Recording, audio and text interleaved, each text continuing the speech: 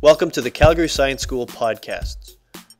In this episode, a grade 7 social studies teacher shares an approach where students are asked to defend a chosen First Nations culture against historical critiques.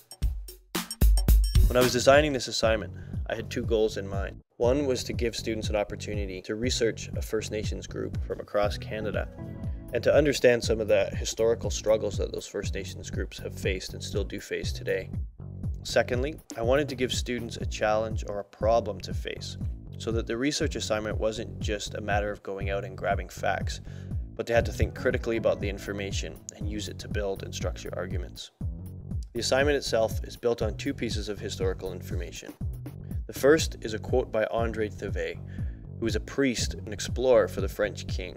The second piece of historical information that I provided to students was that in 1534, when Jacques Cartier landed in modern-day Quebec, he encountered the Iroquois chief Donnacona. After his stay there, Jacques Cartier kidnapped Donnacona and his two sons and took them back to Europe to show the wonders of the New World. So then these two pieces of historical information make up the context for the whole assignment. Students are to choose a First Nations community from across the country and imagine that they are a representative from that First Nation community who's been captured and taken back to Europe 300 to 400 years ago.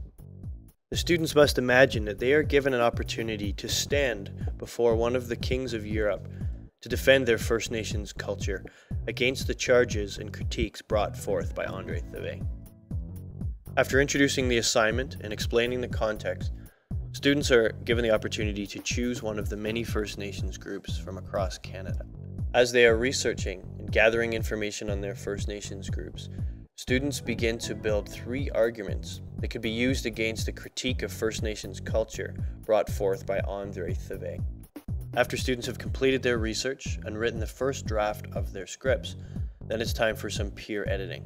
Students can work with other students who have researched the same First Nations group to peer edit, both for content and arguments, as well as the conventions of writing. As part of the assessment of this project, rubrics were co-designed with the student input. Here is one of the examples from one of my classes. After completing the scripts, students move on to creating their digital stories. We start by watching a few short clips from a professional documentary to understand what makes a powerful voice track. Students then record their own voices. After that, students begin to collect images to build their digital story. Students can access images online or by scanning from print materials. At this time, students are introduced to the Sourcing Images document.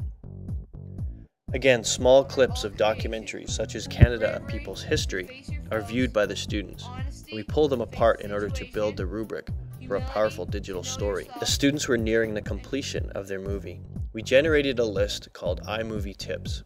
After receiving the list of tips on how to improve their iMovies, students were given more time to revise and edit their movies. Then, they handed in their final movies, which were assessed using the rubric developed as a class.